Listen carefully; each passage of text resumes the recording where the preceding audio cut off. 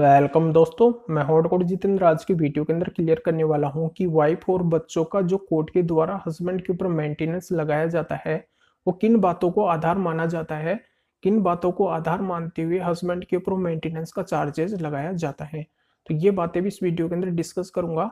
और husband wife को कितना मेंटेनेंस देगा ये कोर्ट के द्वारा किस तरीके से तय किया जाता है, तो यहाँ पे पूरी बातें इस वीडियो के अंदर स्पष्ट होगी। तो बहुत ही इंपॉर्टेंट वीडियो है मेंटेनेंस से रिलेटेड, तो बिल्कुल अंत तक आपको देखना है।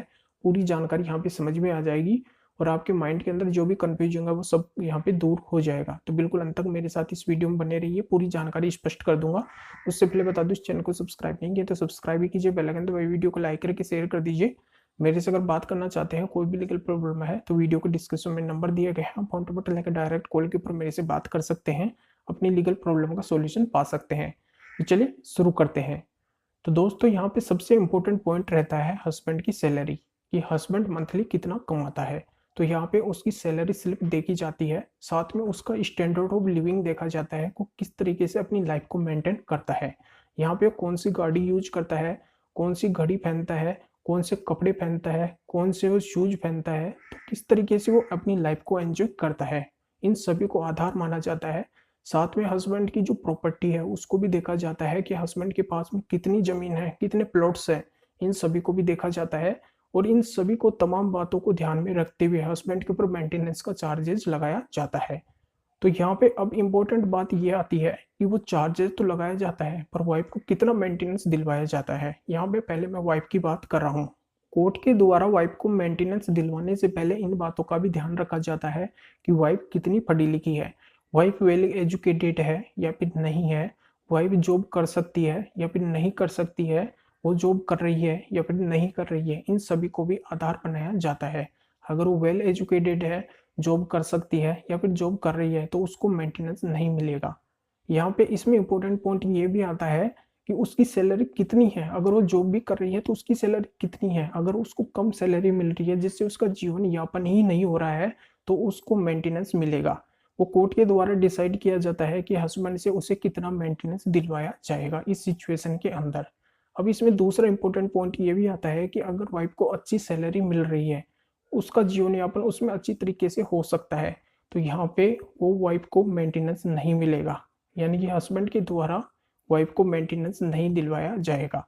तो यहाँ पे इन सभी बातों को आधार देखा जाता है, उनको यहाँ पे आधार बना के ही वाइफ को मेंटेनेंस दिलवाया जाता है। तो ये सबसे इंपॉर्टेंट पॉइंट इसमें रहता है। तो यहाँ पे वाइफ का भी स्टैंडर्ड ऑफ लिविंग देखा जाता है, उसकी सैलरी देखी जाती है, उसका एजुकेशन जो भी सिस्टम है, जो भी उसकी पढ़ाई लिखाई है, जो भी उसकी मार्कशीट है, उन सभी को यहाँ पे आधार बनाया जाता है। यहाँ पे कोर्ट के द्वारा ये देखा जाता है कि वाइफ का जीवन यापन कितने मेंटेनेंस में हो सकता है या फिर होता है। तो यहाँ पे उसी के आधार पे वाइफ को मेंटेनेंस दिलवाया जाता है। तो ये सभी आधार होते हैं जिनके आधार पे वाइफ को मेंटेनेंस मिलता है। तो ये पूरी जानकारी तो आपके समझ में आ गई होगी। अब यहाँ पे मैं दूसरी बात कर लेता हूँ। अगर चाइल्ड है, अगर बच्चे हैं, तो बच्चों को किन आधार पे उसके पिता से मेंटेनेंस दिलवाया जाता है। तो यहाँ पे इसमें आधार होता है कि बच्चे कितने बड़े हैं, वो पढ़ते हैं या फिर नहीं पढ़ते हैं। यहाँ पे अगर वो पढ़ते हैं तो उनकी एजुकेशन फीस कितनी है, उनकी यूनिफॉर्म, उनके बुक्स के चार्जेस कितने हैं, यहाँ पे वो कितने बड़े हैं, उनके ऊपर कितना राशन वगैरह का खर्चा वगैरह होता है, यहाँ पे अगर उनका मेडिकल भी होता है तो उसके ऊपर कितना खर्चा होता है। इन सभी को देखते हुए और यहाँ पे बच्चों का मेंटेनेंस डिसाइड किया जाता है जो बच्चों के पिता उनको देंगे।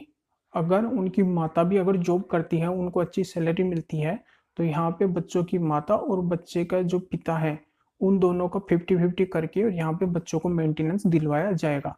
तो ये इनमें इंपॉर्टेंट आधार होते हैं। तो ये पूरी जानकारी आपके समझ में आ गई होगी मेंटेनेंस से रिलेटेड, यहाँ पे अच्छे से मैं समझा चुका हूँ। अगर अभी भी कोई जानकारी समझ में नहीं आई है तो वीडियो के डिस्क्रिप्शन में नंबर दिए गए हैं, अपॉइंटमेंट लेके डायरेक्ट कॉल के ऊपर मेरे से बात कर सकते हैं और आपके पास में जो भी सवाल है उनके सभी के जवाब आप पा सकते हैं। तो पूरी जानकारी आपके समझ में आ गई होगी। तो वीडियो को लाइक करके ज़्यादा से ज़्यादा शेयर कर दीजिए और लोगों को भी इस जानकारी का पता चल सके।